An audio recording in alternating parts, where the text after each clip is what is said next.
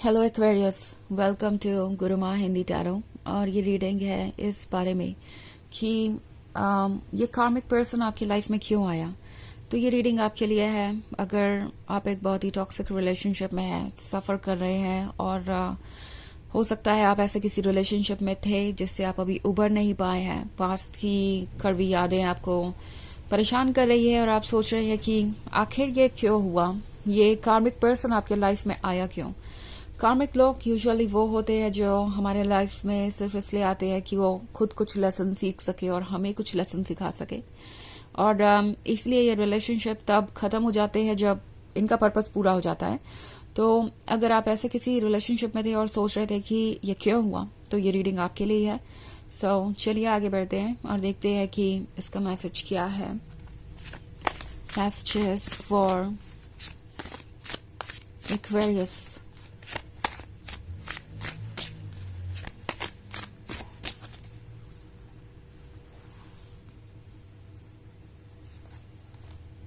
Four of Scepters, Three of Scepters, Lord of Skulls, Justice, and Ten of Scepters. Okay. So हमारे पास है Lord of Skulls। ये person एक ऐसा person है जो शुरुआत से ही शायद आपके काबिल नहीं था, बट आप इस बात को नोटिस नहीं कर पाए।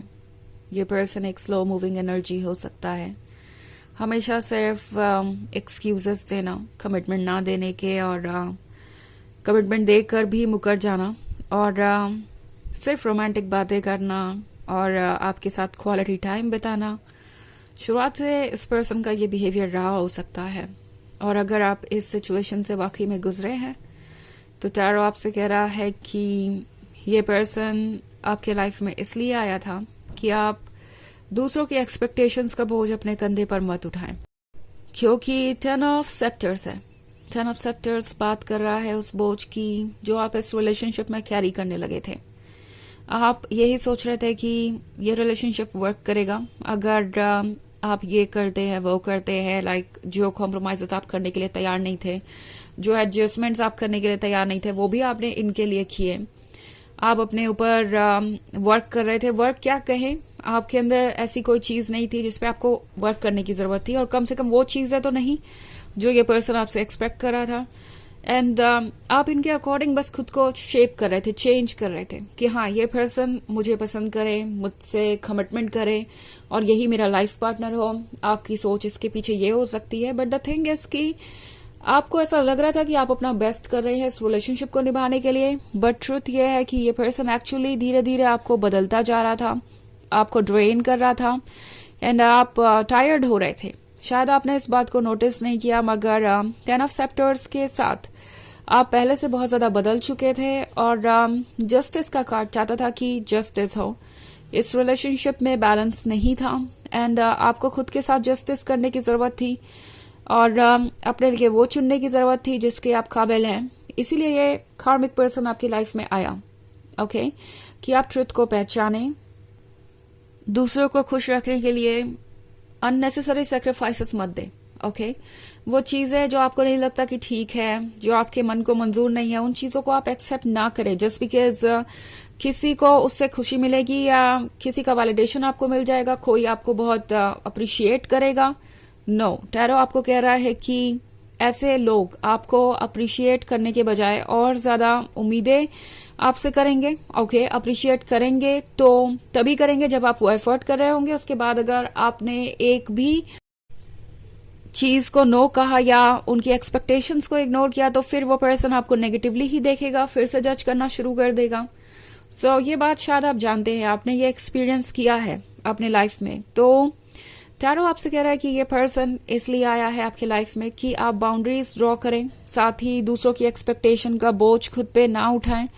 और ये बात याद रखिए कि सबको खुश रखना आपकी जिम्मेदारी बिल्कुल भी नहीं है, स्पेशली तब तो बिल्कुल भी नहीं जब आप इसके लिए रिस्पॉन्सिबल ना हो और जिस चीज को एक्सेप्ट करने के लिए आपका मन नहीं मान रहा या जो चीज आपको ठीक नहीं लग रही उसे आपको बिल्कुल भी यस कहने की जरूरत नहीं है। यही बात टैरो आपको रिमाइंड करवा रहा है। ऑल्सो 3 ऑफ सेप्टर्स का कार्ड है। सो थ्री ऑफ सेप्टर्स एक लंबी जर्नी के बारे में है, ओके, जो अभी शुरू हुई है। ये कार्मिक पर्सन आपकी लाइफ में इसलिए आया था क्योंकि ये वक्त है आपके लिए स्पिरिचुअली इवॉल्व करने का, आगे बढ़ने का, अपनी सोल जर्नी पे कुछ बेहतर हासिल करने का, एक डिफरेंट रियलिटी क्रिएट करने का। और आपने अभी पहला कदम लिया है। जैसे जैसे आप खुद को नेगेटिविटी से दूर करते जाएंगे, प्रैक्टिकल होते जाएंगे, अपनी रिस्पेक्ट करेंगे, दूसरों की रिस्पेक्ट करेंगे, वैसे वैसे आप और स्ट्रांग होते जाएंगे। सो ये एक जर्नी है जिस पे आपको जाना है, जो आपको वो रिवॉर्ड्स देगी जिसके आप हकदार हैं, बजाय किसी ऐसे पर्सन के लिए सेटल करने के जो कि आपके काबिल भी नहीं है। फोर ऑफ सेप्टर्स का कार्ड है, तो फोर ऑफ सेप्टर्स के साथ लगता है जैसे कि ये पर्सन चाहता है कि आप एक कमिटमेंट करें, बट उन्हें किसी कमिटमेंट को देने की जरूरत ना पड़े। इवन इफ अगर ये पास्ट का रिलेशनशिप है तो आप ऐसी किसी सिचुएशन से गुजरे हुए हो सकते हैं। लाइक इस पर्सन को आपसे 100% कमिटमेंट चाहिए था, जैसे कि आप उनके स्पाउस हो, और दूसरी तरफ अपनी तरफ से कोई सीरियसनेस नहीं थी। सो बेसिकली टैरो आपसे कहना चाह रहा है कि अगर आप अपने लिए एक हेल्दी रिलेशनशिप चाहते हैं और हेल्दी फ्यूचर चाहते हैं तो हमेशा ये श्योर कीजिए कि एक बैलेंस बना रहे, जो आप ऑफर कर रहे हैं वो आपको मिले भी। आप ये श्योर कीजिए कि आपके साथ जस्टिस हो रहा है, तभी बाकी सारी चीजें अलाइन होंगी, तभी आपको वो जस्टिस मिलेगा जिसके आप हकदार हैं, तभी आपको वो पर्सन मिलेगा जिसके आप हकदार हैं। ये रास्ता आसान नहीं है, बट अगर आप एक ऐसे रिलेशनशिप में है जिसमें आप खुश नहीं है तो डेफिनेटली ये उससे तो कहीं बेहतर है। ओके, आप इस रिलेशनशिप में रह के जितना सफर करेंगे उससे कहीं कम होगा खुद पे वर्क करने का एफर्ट। लाइक जो भी एफर्ट लगेगा, स्ट्रगल लगेगा, वो इससे कहीं कम होगा और ये आपको रिजल्ट्स बहुत अच्छे देगा, आप बेहतर पर्सन बनेंगे। सो कुछ समय के लिए आपको लोनली महसूस हो सकता है, बट ये लोनलीनेस जल्दी ही फेड हो जाएगा और ये टेम्पोररी है, बिकॉज आप इस पर्सन से इमोशनली कनेक्टेड है।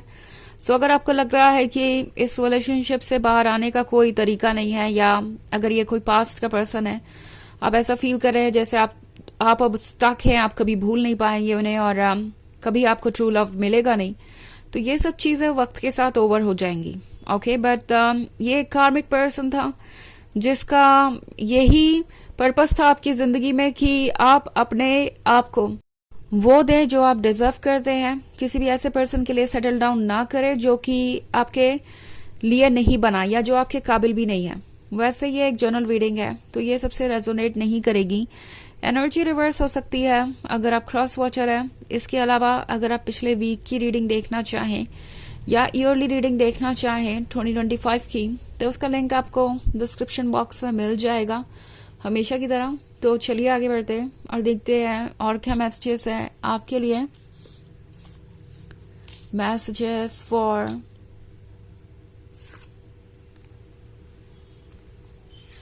Aquarius, 2 of Skulls, the Moon, 5 of Scepters, Queen of Skulls, and the Wheel of Fortune.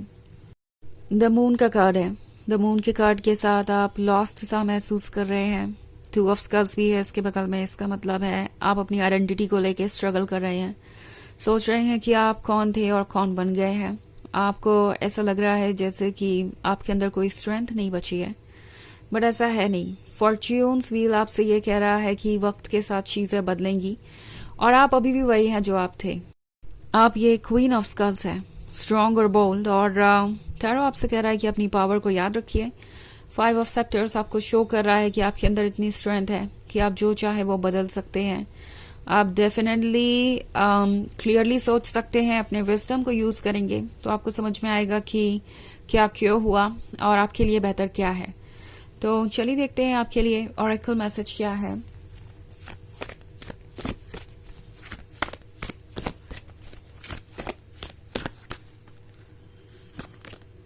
Joan of Arc, Voice of Truth. Stand strong, focus on your purpose, release the fear of persecution and speak your truth. तो ये card आपसे कह रहा है कि आपको strong बने रहना चाहिए, अपने पर्पस पे फोकस करना चाहिए कि आपके लिए क्या इंपॉर्टेंट है और क्या नहीं। किसी भी तरीके का फियर अपने मन से निकाल दीजिए और जो आप चाहते हैं वो कहिए। ओके, सो ये है रीडिंग इस वीक की। आई होप आपको ये है रीडिंग इस बारे में कि आपके लाइफ में ये karmic क्यों आया. आई होप आपको अच्छी लगी होगी. Thanks for watching. Till next video. Bye.